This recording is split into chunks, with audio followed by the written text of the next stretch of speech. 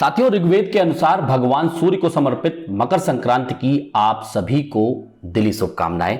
साथियों, आप लोगों में से काफी लोगों ने यह पूछा कि खराड़ी के पास में वाघोली लोकेशन में फ्लैट के रेट इतने सस्ते क्यों हैं और वहीं खराड़ी में इतने महंगे। तो इसके पीछे कई तथ्य हैं, आज उस वीडियो में जानेंगे। और हमारी कोशिश यह है कि आप तक रियल एस्टेट से जुड़े तमाम जो एस्पेक्ट हैं वो पहुंचे। इसलिए जरूरी यह है कि आपके मन में क्या दुविधा है, क्या जानना चाहते हैं, उसे कमेंट में लिख के जरूर बताएं।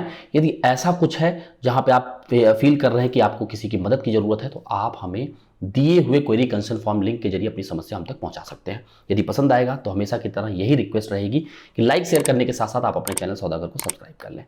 देखिए साथियों, समझिए ये कि वाघोली में रेट कम क्यों है, इसके कई कारण हैं। एक तो यह कारण भी है कि वाघोली की अपेक्षा खराड़ी में रेट ज़्यादा है, जितना होना चाहिए उसके मुकाबले ज़्यादा है। और आसपास जो है, अब एक तरीके से एक समय हुआ करता था 2013-2014 में अगर आप जाएं तो खराड़ी के बाद अगला लोकेशन वाघोली हुआ करता था। लेकिन वाघोली का कौन सा हिस्सा? सेंट्रल हिस्सा, यानी वाघेश्वर मंदिर के आगे का हिस्सा। क्योंकि तब जो है पंसील टावर के पीछे का जो हिस्सा है, चाहे आप मांजरी खुर्द की बात कर लीजिए, चाहे आप वाघोली उबाले नगर की बात कर लीजिए, ये पूरा सेक्शन ओपन नहीं था। इसके लिए कोई कनेक्टिविटी खास थी नहीं, क्यों चौकीधानी वगैरह जाने के लिए टूटा फूटा रोड हुआ करता था और वहां पे कोई ऐसा डेवलपमेंट भी नहीं था। सारा जो लैंड पार्सल है वो सेती नाविकास जोन हुआ करता था, एग्रीकल्चरल नॉन डेवलपमेंट जोन में। तो वहां कोई डेवलपमेंट हो नहीं सकते थे। जो भी खराड़ी में अफोर्ड नहीं कर सकते थे वो सीधा जाते थे वाघोली की तरफ और वहां पे अपने निवेश कर देते थे, चाहे वो लैंड हो, गुंठेवारी हो या फिर कंस्ट्रक्शन में कॉमर्शियल या रेजिडेंशियल, इस तरीके का काम हुआ करता था। लेकिन ये सारी चीजें बदल गई 2019 के बाद, या फिर साफ कहा जाए तो कोविड के दौरान ही, जब आपको पंसील टावर के आसपास जो है एक कनेक्टिविटी ओपन हो गई, जिधर से आप जो है चौकीधानी जाने लगे, जिधर से आप नगर रोड की तरफ भी जाने लगे, जिधर से आपको जो है मांजरी खुर्द के लिए भी जो है कनेक्टिविटी मिल गई। तो यहाँ पे जो हजारों एकड़ का लैंड पार्सल था, वहां पे अपॉर्चुनिटीज ओपन हो गई डेवलपर्स के लिए। और जो लोग अफोर्ड नहीं कर पाते थे खराड़ी में, उन लोगों का रुझान जो है इस सारी लोकेशन की तरफ बढ़ना चालू हो गया। और इसके चलते हुआ क्या, वाघोली की तरफ जो पोटेंशियल क्राउड है, जो जिनकी पेइंग कैपेसिटी अच्छी थी, वो लोग जाना बंद ही कर दिए। इसके चलते आप देखें तो जो वाघोली में प्राइसेस थे वो एक जैसे ही लगभग रहे और उसमें कोई खास परिवर्तन नहीं आया।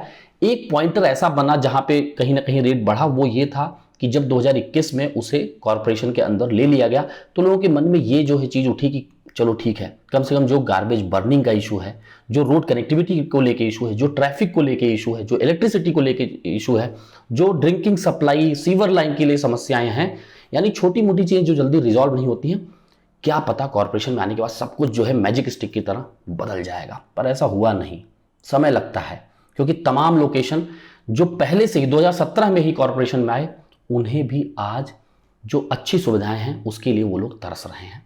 वहां के रेजिडेंट कहीं ना कहीं गुहार लगा रहे हैं कि जल्दी से जल्दी यहाँ पे काम हो, क्योंकि उनका जो प्रॉपर्टी टैक्स है वो बदस्तूर उसी तरीके से जा रहा है, लेकिन उनको वो सुविधाएं नहीं मिल पा रही हैं।